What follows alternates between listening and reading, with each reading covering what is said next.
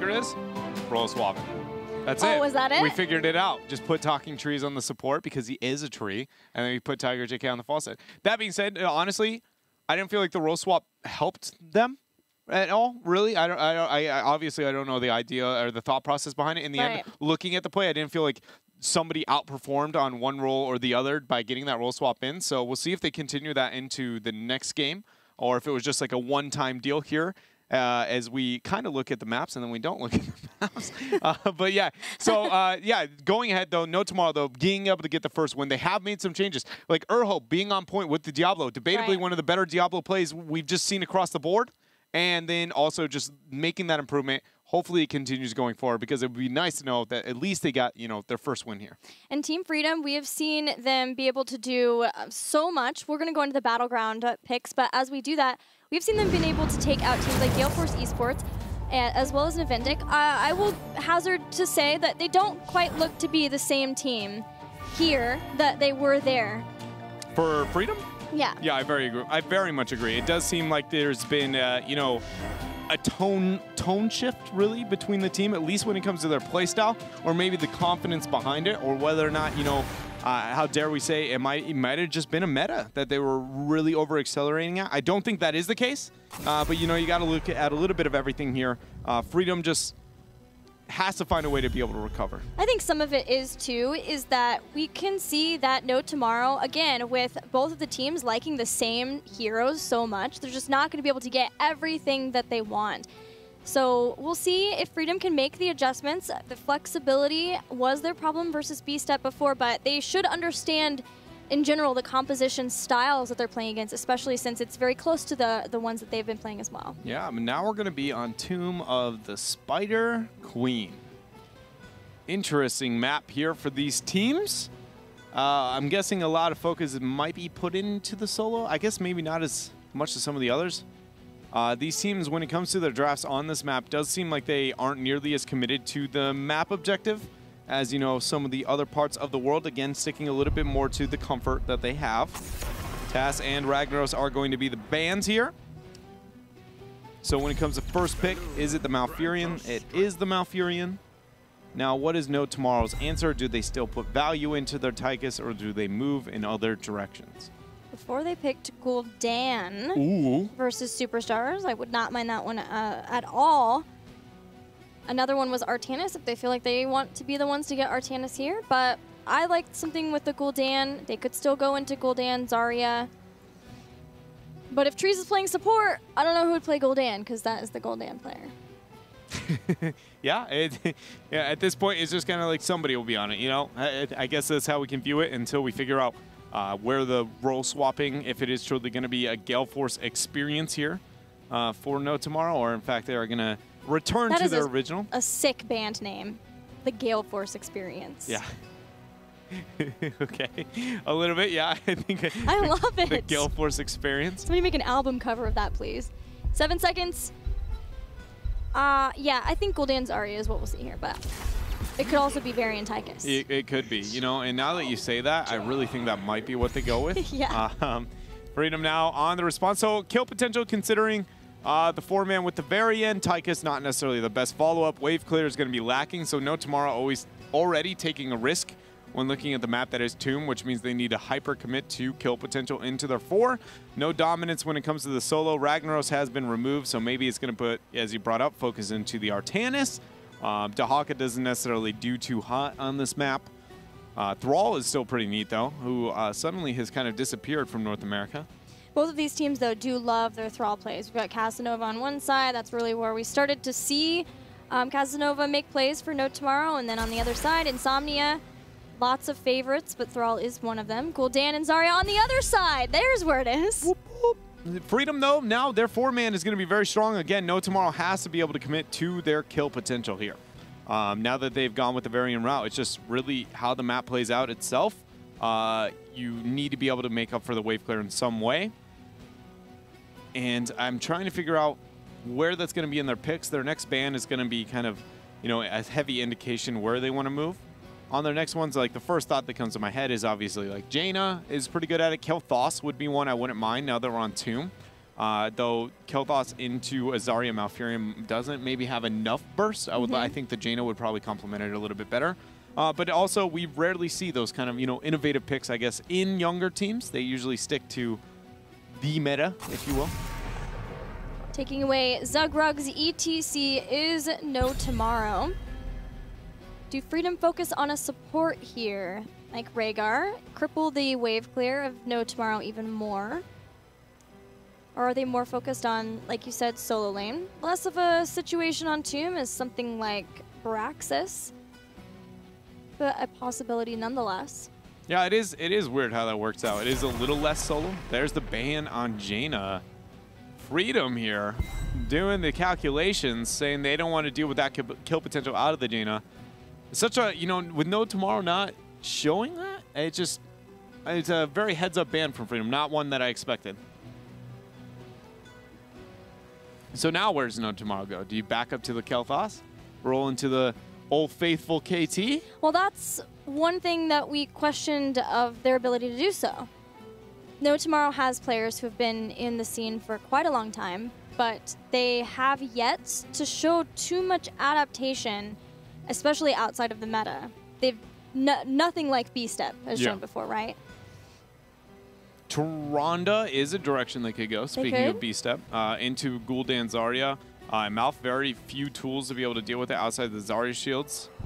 Post 4, kill potential is high. It's a big risk, but it is one that could work out for no Tommorrow. Either way, 4 seconds, we got to figure it out. Where are they going for the kill potential? Li Ming? Okay.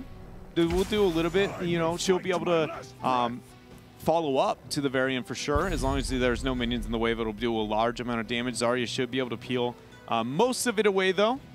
So not as much as maybe the Jaina. No, definitely not the Jaina or Tyrande. A little bit less than the Kel'Thas without having that crowd control here. So right now, Freedom's 4-man is just absolutely powerful, and they get the first pick when it comes to the bottom lane as well. I'm thinking they're going to move in the Thrall direction for that. And if they do, that just Freedom has a very strong draft. I think Zugrug will probably pick Johanna here. Diablo is still up, though, too. So Malfurion for follow-up on Diablo overpowers. Not sure which direction Zugrug wants to go. For the last pick, though, you like Thrall the best? I do like running Thrall into a triple melee. It does struggle a little bit in the damage department. Gul'dan obviously wants to snowball and ramp up a little bit, but I do think being dominant in your 4 and your 1 is always a big focus. Or the Sonya. I think the Sonya is going to be fine, too. Into the 4. That being said, I was really excited for that, and it proceeded to not even get a heroic chosen the last time that it ended up getting picked. And if the Artanis is picked up, we get to see another potential 1v1, but I don't think it'll be the Artanis. If so, I'll do a lot better job of watching the matchup itself to make sure I'm not completely insane in my original understanding of that 1v1. Or do we get the old school 1v1 legend Sonya versus Thrall, clash of the bottom lane? I think Sonya gets a pretty heavy edge up on that now, because the only thing Thrall had over her was like she had to go into the minions, and then he's like, all right, here's my full combo, can go pretty close to the trade. He loses in the siege, but keeps her low enough to, be like, hey, Sonya, check yourself before I'm the one who wrecks you. And now the survivability there on the spin is probably going to be a little bit too high. But it's a safe, laner. You can't lose that hard. Somehow I feel like it's Artanis, though. Or Leoric. All right.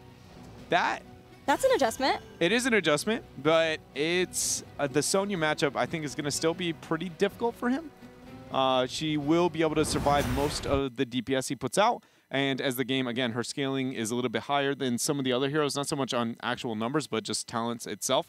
I think will be pretty successful in that. That being said, we saw Poison Spear, and if we see that again, I haven't seen enough of those talents to really know, so we'll find out. But I do like the change, most importantly, from No Tommorrow, seeing other than throw Artanis at the opponents as much as you can. The only thing that concerns me about Leoric is that we've seen quite a lot of this Leo Entomb versus Zarya Expulsion Zone, and whenever he throws out Entomb, it's just like Expulsion Zone away any extra damage, and then it's over. And add to that the fact that Gul'dan also has Horrify, and I hope that No Tomorrow have some other ideas for how they want to get into fights other than just relying on Entombs. Yeah, it's really difficult, too, when looking at just the Leoric on his own without having a pseudo support or somebody else to aid in the shielding, just leaving Rhaegar.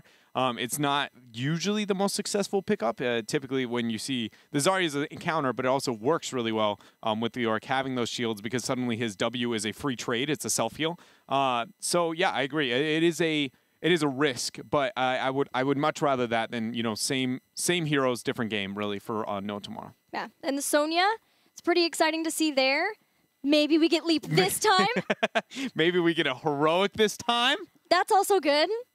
I think we will. I'm just doing that. Makes me think it's going to be Wrath of the Berserker, even just subconsciously. But maybe we'll get that for sure. Any final thoughts for this draft specifically? Who you think took it? I think Freedom definitely has a better draft. But last time I said that, the team just got absolutely bodied. So maybe, you know, maybe I'll be completely wrong again, and No Tomorrow will be able to pull ahead. Once again, we get to see new Sonya with her changes. We're headed into Tomb of the Spider Queen for game number 4. All right, so here we go. Tomb of the Spider Queen. Tiger JK, though, is going to be back in the support. All right. It was only a 1 game. Yeah, I would go crazy if Talking Trees wasn't playing Li Ming. Yeah, that's a good point. That's a very good point, yeah. And again, we didn't see any major, I guess, difference in play level overall when we did see the role swap there. So I'm glad to see them restore themselves. Leoric has moved into the W there at 1. Lion's Maw is the choice now for Varian. Ooh, it's so the no first time we've seen that. So once you complete that quest where you have to hit a lot of heroes. It's like 30? It is 30 heroes, yes, with Lion's Fang. Then the slow is increased to 50%. So more crowd control overall between that and Leoric building into his drain help. Yeah, but on this patch, though, we haven't seen that yet. So no, because Overpower was buffed so strongly. Yeah. It'll be cool. We'll see how it plays out here. But now it is going to be a 2-1-2 by No Tomorrow. Not necessarily the best of 2-1-2s, but they do struggle when matching the 4-man, so that's going to be their compensation here for what we see in the early game draft of the side of Freedom. The question is, can Freedom snowball this raw aggression that they have over their opponents? No Fel Flame build for Gul'dan this time. Back to the old standard of Echoed Corruption, so we'll be sure to clue you in with how those stacks are going, as well as Lion's Maw as the game continues. Yeah, this is it's so interesting to see some of the laning matchups that we see in the North American scene. A lot of it does seem to be more about just stopping your opponents from getting any major aggression in any direction. It's more, I don't know, it's a slight alternative from what the Koreans eventually started moving into, which was a 1-3-1, where you just keep just stop all the bleeding that you can, clear the mid lane, and then see where your opponents go, and then make sure they don't get a kill or pressure anything for free.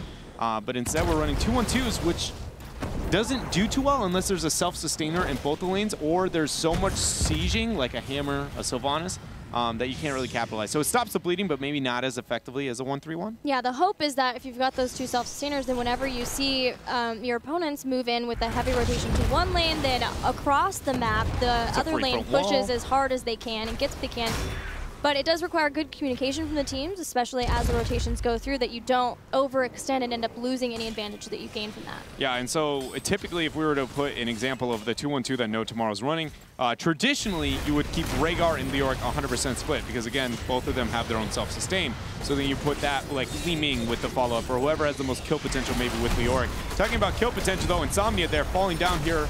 Freedom in a tough spot. Zugrug has to back out as well. That is a good job here from No Tomorrow. And though Team Freedom do have the wave clear advantage, losing that man on the bottom was a pretty big setback. Yeah, so maybe in realizing that No Tomorrow cannot deal with the 4-man rotations up between the 2 mid and top, just pushing when they can up into the bottom lane or down in the bottom lane, and then making a rotation when Team Freedom starts to get a little antsy of trying to push that lane back. Talking about antsy, Zugrug's going to move in. Keep in mind, Casanova ended up hitting the W there. He is going to go down. Nobody to be able to join him. Dansky's like, I'm here. Put me in, coach. But being a man down, not going to be anything he can do about that, at least at this point in time. Interesting talent starting to be taken up. Hurricane from Sonya, so whenever she is rooted or slowed and she goes into whirlwind form, it will remove those. Helps her to make sure that she can run away, and there's going to be a lot of slows too, especially as we talked about it with Lion's Maw being picked up from Varian. Possible totem at 16 there for, you know, Rhaegar as well, something to look out for. Speed Demon. Yeah. Other thing that we do see in this game specifically at level 4s is going to be the Heart and Bones. That is more of a standard on Leoric in general, but it's not. There are variations, I guess, so just keep you guys up to date since we don't see too much. I think it's the first NA Leoric that we've managed to get, if not pretty close to it. No, Psalm's played some Leo, and he likes the fealty unto death there, but he's playing it more focused into the 1v1. Yeah. And yeah, here he's all about making sure that he can be a good target for team fights, especially if he's the one who has to tank the damage as he's Wraith walking away. For this team, sacrificing Leo, then he tanks a lot more of it before he'd go down. Yeah, and the rest of this, though, has gone well so far for Team Freedom. 33 gems turned on for No Tomorrow. Freedom sitting at 30, more in the hands of Freedom, but again, does Freedom have the tools to be able to snowball this game into their favor for the first part? Because as it moves on, more around the 20 era, if No Tomorrow's on the same footing, I think their comp will kind of drastically shift in its power. And just the early siege of Freedom really makes, you know, puts a pretty solid incentive onto focusing on the turn-ins. Ferocious healing for Sonya, so no Poison Spear this time at level 7, wanting to have herself sustain. She's been in the fights versus Casanova, plus there's only Malfurion to keep everyone healthy for Team Freedom, along with the Zarya shielding. So in this case, wanting to make sure that she can continually heal herself up and stay down in that bottom lane without having to go back. Yeah, it's definitely a lot more focus put into the 1v1 rather than, you know, the kill potential possibly into this game. We'll see if that hurts them as it moves on, because playing the sustain raw teamfight game into a Leoric composition maybe isn't necessarily the best. It can come back to haunt you. But we'll find out. It's going to be see how it's played, and if we see solid sacrificing of the Leoric. Again, this is more around the 20 part of the matchup here. But for now, the turn-in attempt here, Casanova is going to try and put 9 more in, as Freedom has been able to delay a reasonable amount. This is going to be a first turn-in here over to No Tomorrow. Yeah, taking out Malfurion was what sealed the deal for No Tomorrow to get this first turn-in. But with them being very close and experienced to Team Freedom, No Tomorrow want to get as many towers as they can. Kills here would be even more amazing. There's a totem. Dansky's going nowhere. He's going to try to just soak up as much health as he can, make this go as long as possible before No Tomorrow got the kill, hoping that Team Freedom could turn around a kill on their own. But instead, Zugrug will be lost to the wind, to the void, and no Gul'dan and Diablo for the beginning of this web weaver phase. Yeah, that's really going to be a painful scenario now for Freedom to be able to deal with here, and the web weavers are only going to further the advantage here. I'm just amazed at Freedom's laning that they've fallen apart so hard. They have the Mouth, they have the Gul'dan, they've got Zarya. Diablo, I mean, he's nothing to maybe write home about, but he's nothing to laugh at either. Another Tonka cleanse coming out from Collusion, but things do not look good here for No Tomorrow, or excuse me, Freedom, and No Tomorrow's doing everything they can to punish them. Another taunt combo. Lots of follow-up. Li Ming gets the kill there. Nobody wanting to give even more resets, and until Team Freedom can get heroic abilities, they're just going to have to let No Tomorrow run the map a little bit here. Are they just going to, you know, Odin up here? Might as well. Bottom is going to be falling here with time. Top's going to be cleared out now for Freedom. With the 10 advantage, I would have liked, you know, just threaten the keep front wall. Screw it. It's going to be worth more experience. That bottom 4 is going to die no matter what. No answer on the side of Freedom, but safer choices here. You know, I'm a risk taker, I guess. You know, I just go until I throw, and then I go, well, you just blame your team, because that's what you do. It's the safe way to go. 45 gems available now for No Tomorrow. Almost enough to stack a secondary turn-in, but Team Freedom, in fact, do have enough. It's Lightning Breath. It is Lightning Breath once again. Zugrug diving in. We'll see how that works out for him. It might be Expulsion Zone Lightning Breath too. Oh man, guys, we need it right now. Hashtag HGC, let us know what Expulsion Zone into Lightning Breath is, because that's got to be some sort of scary oven. It's not the easy bake oven. We've already seen that. Yeah, you cannot be easy bake oven. We have an opportunity. They're on the opposite sides, but we can still see the easy bake oven. It'd be on Leo probably if he drops in Tomb, then Zugrug turns around, body blocks him, and just says, "Hello, Leo. How do you like the fires of hell?" Hell's a bad word. He's not gonna like it. He's from it. Or the hells. Oh my goodness. All right, so Talent Tier 13 is closing in for No Tomorrow. He's still yet to be able to get a team turn in for Freedom. Excuse me, Zugrug goes in there. Sony's going to pop right there for the Berserker. There's going to be the Lightning Breath. Urho is going to get the silence onto him, but yet there is the Ancestral going to land. One member down. Diablo ends up falling. Insomnia trying to retreat. He's in the skirmish with Casanova. He's spinning to win. He's going to be able to keep himself up there with the ferocious healing. Root, though, onto Jason. Not enough to pull him away, and Jason just cleaning up there with the Odin form. No Tomorrow pulls ahead even farther and gaining a talent tier advantage. Insomnia's self-sustain worked out, but Cool Dan's did not. 13 is here for No Tomorrow. They have enough gems for another turn-in. Not seeing them just yet. Want to go up and try to get boss along with this turn-in. Again, the respawn timers are very short for Team Freedom, so instead No Tomorrow, we're seeing them make the safe play once again, although they will at least get bruisers to go along with this Web Weaver push. It's interesting to see that that change was enough to see a more, almost more Lightning Breath on less popular maps or scenarios than we do see in the Apocalypse here in HGC North America so far. 3 Web Weavers are going to be spawned. How long they're going to last and what they make happen, though, is the choice of No Tomorrow. Mid fort's down, bottom and top are going to be prepped well. Freedom's looking to clear on to top. Tiger JK is going to casually 1v1 Insomnia. The flank, though, with the Entomb is going to be real. Not a very fair 1v1. Yeah, no, that wasn't, actually. Even if he survives, there's going to be Entomb directly after he goes down here. Bottom's now the focus for the Web Weaver phase. 2-level lead still. No Tomorrow. Can they close out this game, get their first win at HGC North America? It looks like they have what it takes. 10 kills to 1 so far, but we have seen some miraculous comebacks on Tomb of the Spider Queen. Team Freedom just need to make sure that they make the right decisions about when to fight. They still have Dansky. They still have Moonburn. Oh, no, they do not. They still have Dansky. They still have Sonya to be able to clear out Web Weavers as fast as they can. They've got the spirit of Moonburn. They have the scouting drone. Casual Entomb, walk away. That's really how you put fear into your opponents.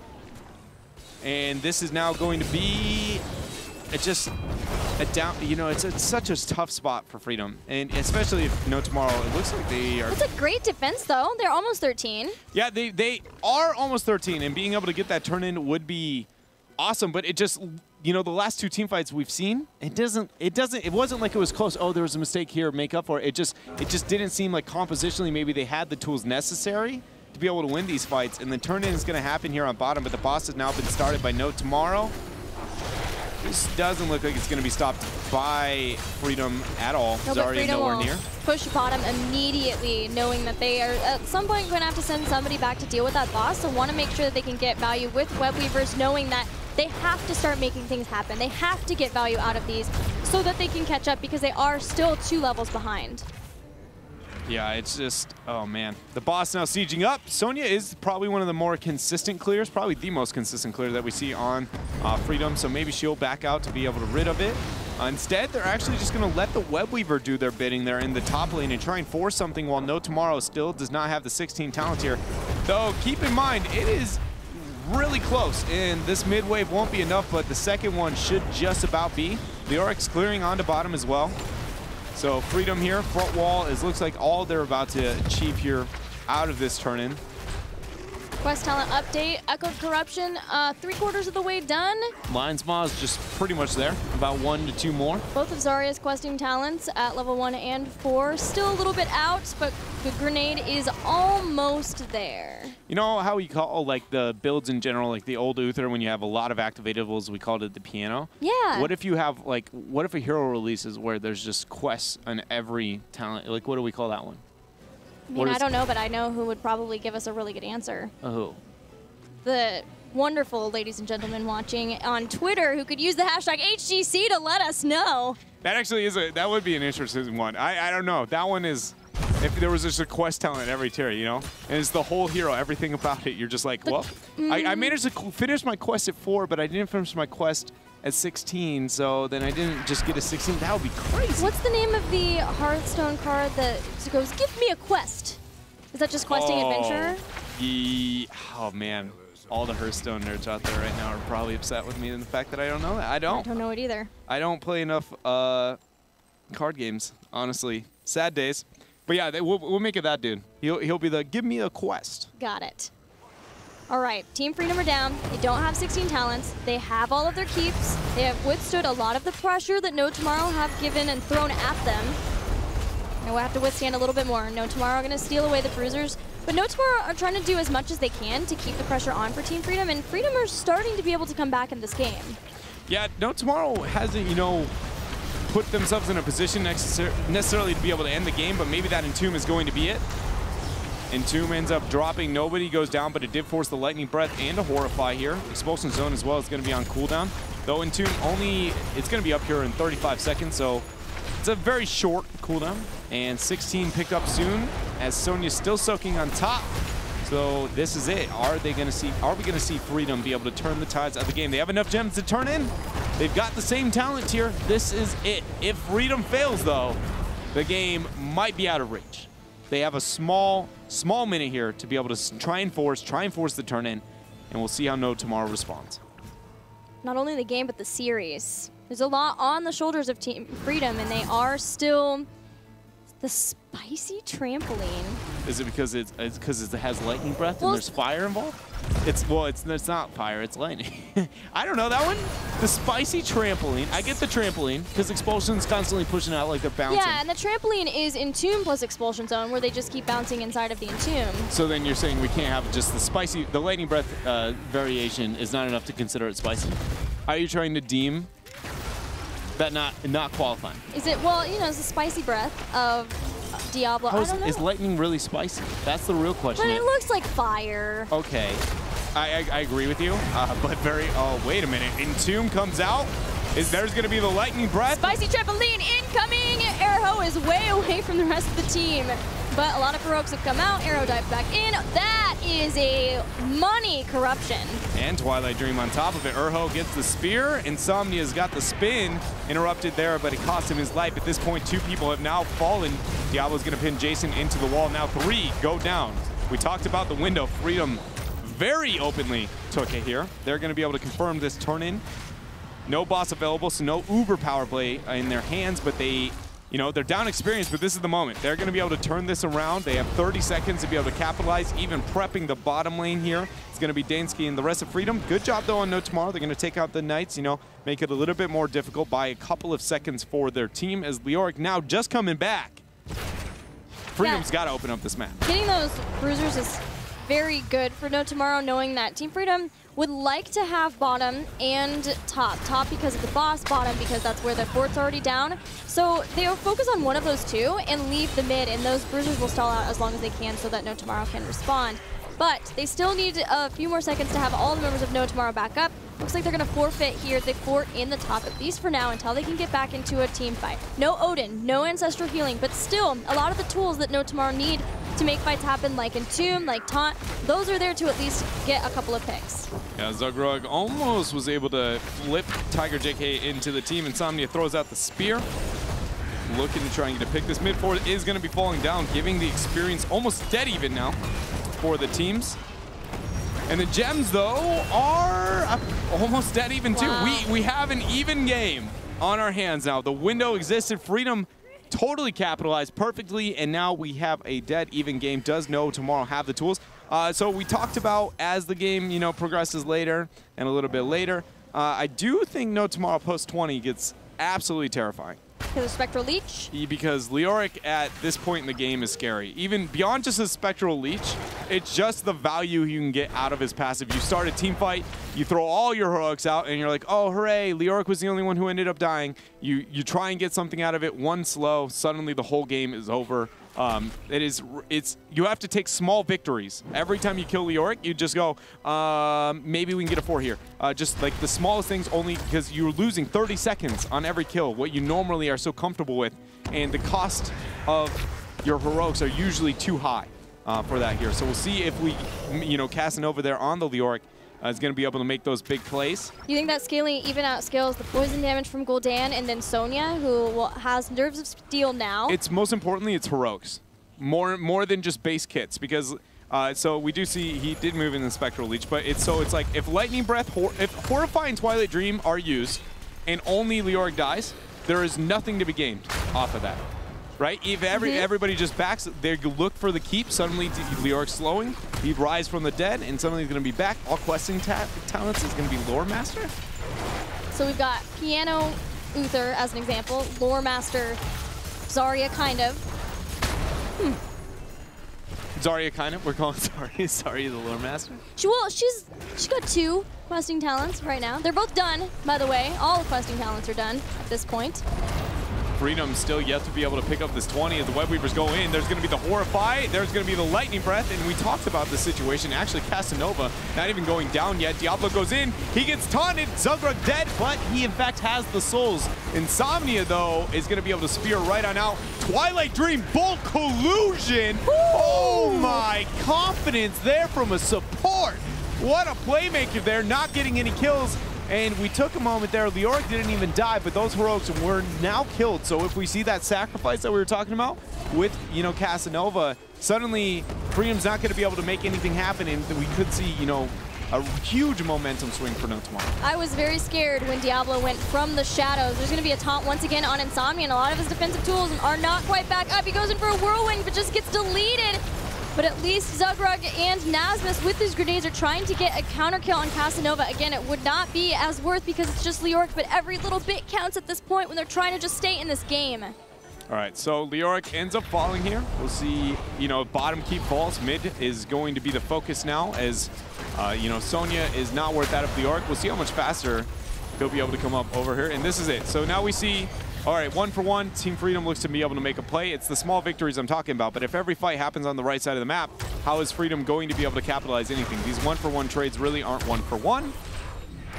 Although Casanova has not been able to outscale the Sonya, there's going to be another W, and suddenly he pulls ahead in this dramatic race to spawn, not even counting the position. And so it's so hard to play into level 20 Leo. It really, really is difficult. You know, Cloud9 taught me my lesson there with the Immortal comp when they first practiced it against us, and ever since then I've been afraid of this hero. Pulse 20, mid keep falling.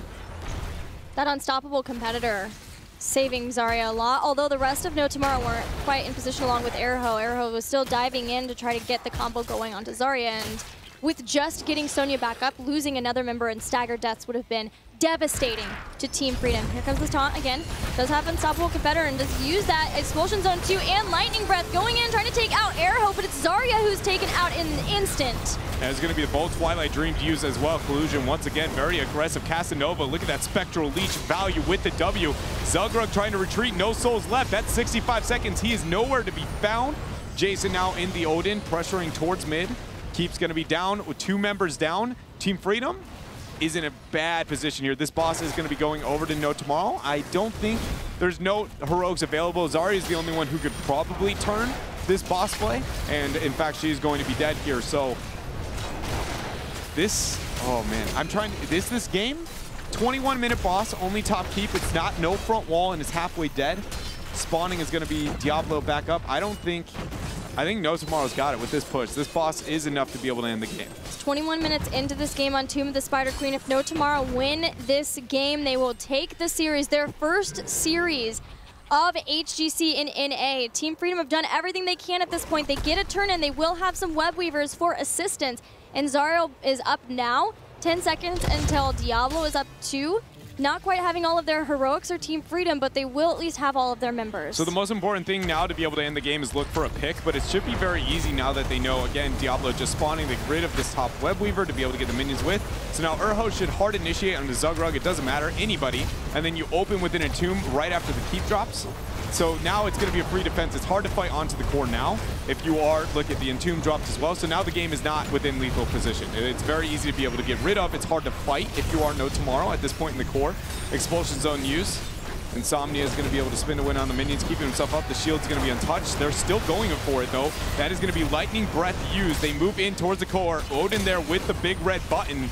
Does Freedom have the tools to be able to defend?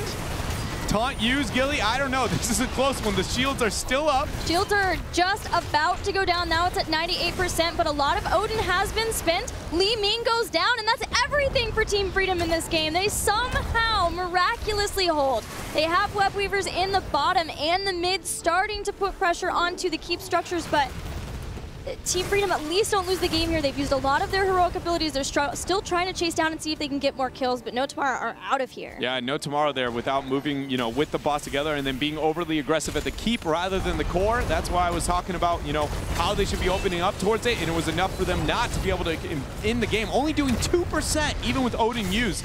So what will Freedom be able to make happen? Because Li Ming is dead, not Leoric. When it comes to turn-in, though, that is far out of reach. Boss just picked up this.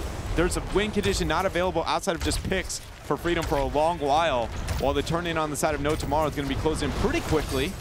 At least, a lot faster than them. And I don't know if Team Freedom has the time. Again, with 3 keeps down and that Leoric here, it's still a long game. Even though there's a couple of moments here and a couple of moments there, Freedom still has a big hill to climb. No Tommorrow making sure that they don't get into a position where they could be expulsion zoned out and give a kill quickly to Team Freedom. And Team Freedom, despite holding at their core and keeping it at 98%, taking out Li Ming for a long time, it's 24 minutes into this game.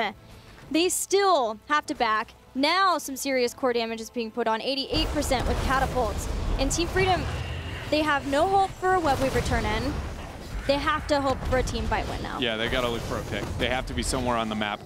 Pushing out the lanes is going to be their best focus just because, again, it's really hard to move out on Tomb of the Spider Queen without moving into a tight chokehold where it's very easy and very predictable. So you're clearing out the minion wave to be able to make that happen. 55 gems turned in. So now, No Tommorrow, legitimately, all they have to do is put all the gems onto one person, and then anytime things get ugly, sacrifice Casanova, and just keep doing that until they eventually get a turn-in, because there's so much pressure, and the turn-in is so far away for Freedom. Boss is so far away that is all they have to do at this point into the game. The question is, do they do that, or do they play it that safe? Because, one minor slip-up, if they get a pick, Freedom, if not a pick, not on Leoric, could try to, siege up into a fort, into a keep, something.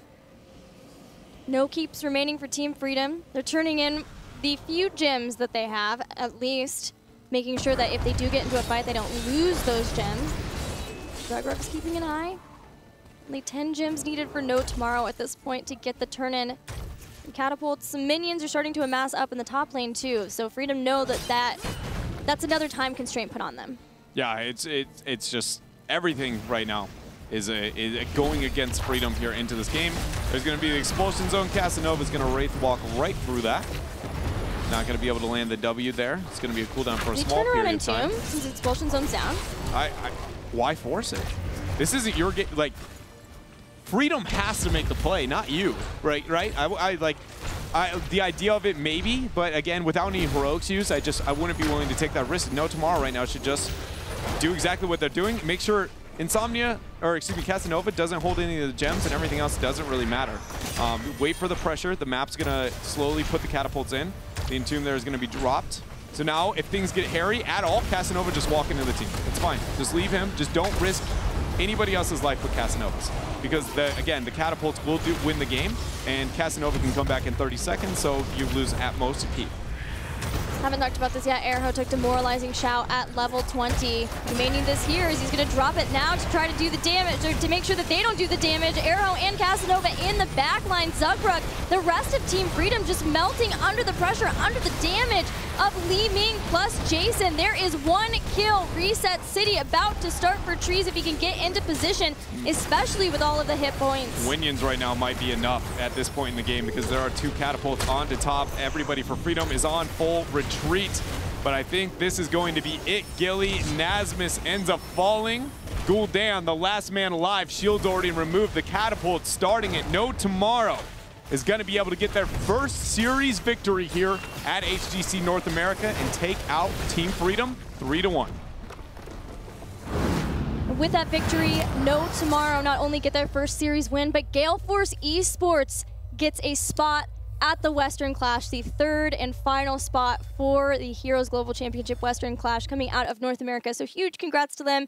Huge congrats to No Tommorrow too. They have been working so hard trying to finally make the synergy happen, work together as a team. It's been up and down. I know it's been a bumpy road, but it's great to see that they have finally been able to make the right adjustments to get to this point. Yeah, again, the changes, whenever we see that positive improvement for a team, it's so satisfying to be able to see it there. And the last game, the whole series, the whole way through, are working very well with the team. That was what we talked about, what we thought we might need to be able to see. But then also we saw draft change.